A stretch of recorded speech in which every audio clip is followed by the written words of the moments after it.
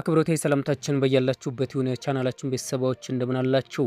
በዚህ ሰዓት መሰማትና መደመጥ ያለባቸውን ሁለት ዓለም አቀፍ ሰበር መረጃዎችን ወደ እናንተ አደርሳለሁ። ከመረጃዎቻችን መካከል የዓለም የነዳጅ ዋጋ በአንድ ጀመር ከ5% በላይ ለምን ተከሰከሰም? ከአሜሪካና ኢራን ሚስጥራዊ ስምምነት ጀርባስ በእስራኤልና ሂዝቦላ ድንበር ላይ ዛሬ ምን አዲስ ፍንዳታ ተቀሰቀሰም? ይህ ብቻ አይደለም። ወደ ጋዛ ሲጓዙ በእስራኤል የተያዙት አክቲቪስቶች የገለጡት አስደንጋጭ ሚስጥር፣ ዛሬ በሚከበረው የአፍሪካ ቀን ላይ የተነሳው አዲስ ውዝግብ፣ በፊሊፒንስ ፍርስራሽ ስር የተቀበሩት ዜጎች እጣ ፈንታና በአሁኑ ሰዓት በቬንዙዌላ ወህኒ ቤት ጣሪያ ላይ የተነሳው አስፈሪ አመጽ ምን ይመስላል? ዛሬ ሜይ 25 ቀን 2026 ዓለም አቀፍ ሚዲያዎችን ያናወጡት 7 አበይት መረጃዎችን ፋክት ፈርስት ይዞላችሁ ቀርቧል። ታደምጡታላችሁ። የብሪታንያ መከላከያ ሚኒስቴር የጫነው የጦር ጀት በሩሲያ ድንበር አቅራቢያ ሲበር የጂፒኤስ ሲግናሉ በድንገት ተጠለፈ። አብራሪዎቹ አቅጣጫ ጠፍቷቸው ሌላ አስቸኳይ የጉዞ ስርዓት ለመጠቀም የተገደዱት ለምንድን ነው? ከዚህ አስፈሪ ጠለፋ ጀርባ የቭላዲሚር ፑቲን እጅ ያለበት መባሉስ ነገሩን ምን ያክል ያባብሰዋል? የሩሲያ የጦር አውሮፕላኖች የብሪታንያን የስለላ አውሮፕላን እስከ 6 ሜትር ድረስ ተጠግተው ያደረሱት ሌላኛው አደገኛ ትንኮሳስ ምን ይመስላል? በኔቶ እና በሩሲያ መካከል የተነሳውን አዲስ ወታደራዊ ፍጥጫ ሙሉ ዝርዝሩን እንመለከተዋለን። ቻናላችንን ሰብስክራይብ፣ ቪዲዮ ላይክ እያደረጋችሁ መረጃዎች እንድትከታተሉ በአክብሮት እንጋብዛለን። አሁን በቀጥታ ወደ መረጃው እናልፋለን። አብራችሁን ቆዩ። በአሜሪካና በኢራን መካከል የሚደረገው የሰላም ድርድር ወደ ማጠቃለያው እየተቃረበ መሆኑ ተሰምቷል።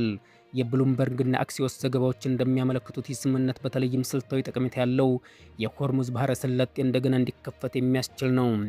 ይሁን እንጂ ፕሬዚዳንት ዶናልድ ትራምፕ በማህበራዊ ገጻቸው ባስተላለፉት መልእክት ዋሽንግተን በችኮላ ስምምነት ውስጥ እንደማትገባና ስምምነቱ ኢራንን የኒውክሌር መሳሪያ ፍላጎት ሙሉ በሙሉ የሚያስወግድ መሆን እንዳለበት አሳስበዋል። በሌላ በኩል የዲፕሎማሲ መሻሻል በዓለም የነዳጅ ገበያ ላይ ወዲያውኑ ተጽዕኖ ማሳደር የጀመረ ሲሆን አልጀዚራ ዘገባ እንደሚያሳየው ዓለም ነዳጅ ዘይት ዋጋ በአንድ በርሜል የ5 በመቶ ከፍተኛ ቅናሽ አሳይቷል።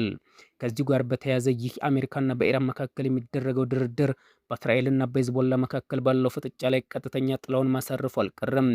ዋሽንግተን ከቴህራን ጋር ለምታደርገው ስምምነት እንደ ቅድመ ሁኔታ በሂዝቦላ ድንበር አካባቢ ያለውን ውጥረት እንዲቀንስ ግፊት እያደረገች ትገኛለች። ይህ በእንዲህ እንዳለ ግን በሊባኖስ ድንበር ላይ ያለው ወታደራዊ ግጭት ዛሬም አይሎ ውሏል።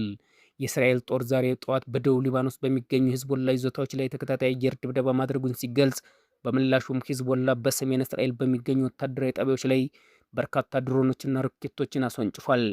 በመሆኑም የተባበሩት መንግስታት ድርጅት የሰላም አስከባሪ ኃይል ዩኒፎል ይህ ፍጥጫ ወደ ክፉ ቀጠናዊ ጦርነት እንዳያመራ ያለውን ከፍተኛ ስጋት ገልጾ ሁለቱም ወገኖች አስቸኳይ ተኩስ አቁም እንዲያደርጉ ጥሪ አቅርቧል።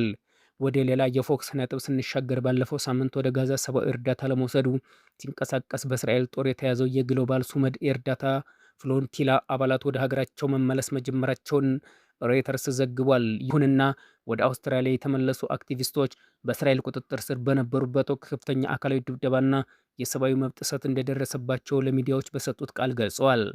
በሌላ በኩል ዛሬ ሜይ 25 ቀን ኦኤዩ አዲስ አበባ ውስጥ መመስረቱን ተከትሎ የአፍሪካ ቀን እየተከበረ ይገኛል።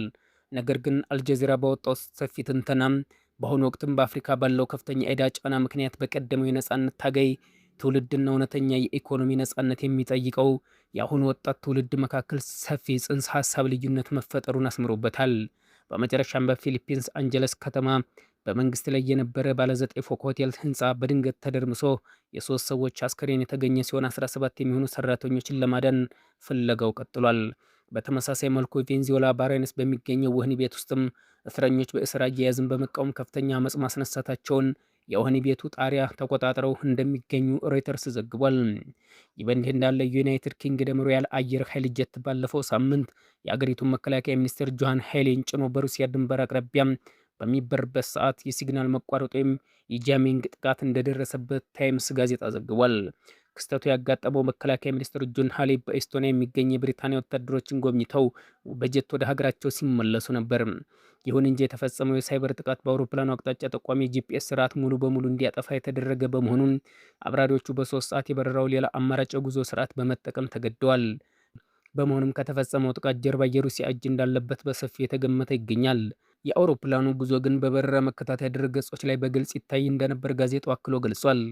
ቢቢሲ ስለ ጉዳዩ መከላከያ ሚኒስቴርን አስተያየት የጠየቀ ቢሆንም ሚኒስትሩ በኤስቶኒያ ቆይታቸው በሩሲያ ድንበር አቅራቢያ የሚካሄደው የኔቶ ወታደራዊ ልምምድ ላይ የሚሳተፉ የዩኬ ሰራዊቶች አባላትን ማነጋገራቸው ይታወሳል። በተጨማሪም ይህ ጠለፋ ያጋጠመው የሩሲያ የጦር አውሮፕላኖች የጥቁር ባህር በኩል ይበር የነበረው ዩናይትድ ኪንግደም የሰለላ አውሮፕላን በተደጋጋሚና በአደገኛ ሁኔታ መጥለፋቸውን ይፋ በተደረገ ማግስት መሆኑ ውጥረቱን ይበልጥ አሳሳቢ አድርጎታል። ለምሳሌ ያህል ባለፈው ወር የሩሲያ ሱ-35 ተዋጊ ጄት ፋቤት ጆይንት የተባለው ብሪታንያ ስለላ አውሮፕላን እጅግ ተጠግቶ በመብረር አውቶ ፓይለቱ እንዲጠፋና አደጋ ጊዜ ስርዓቱ እንዲበራ አድርጎት ነበረም። ከዚህ በላይ ሌላኛው የሩሲያ ሱ-27 ጄት 6 ጊዜ ያህል በዩናይትድ ኪንግደም አውሮፕላን ፊት ለፊት እንዳለፈና እስከ 6 ሜትር ርቀት ድረስ አውሮፕላኑን አፍንጫ ተጠግቶ አደገኛ ትንኮሳ መፈጸሙ ይታወሳል። ይህ በእንዲህ እንዳለ በኔቶና ሩሲያ ድንበር አካባቢ እየተካሄደ ያለው የኃይል ፍጥጫ በአየር ላይ እስከ መተናኮስ ደርሷል።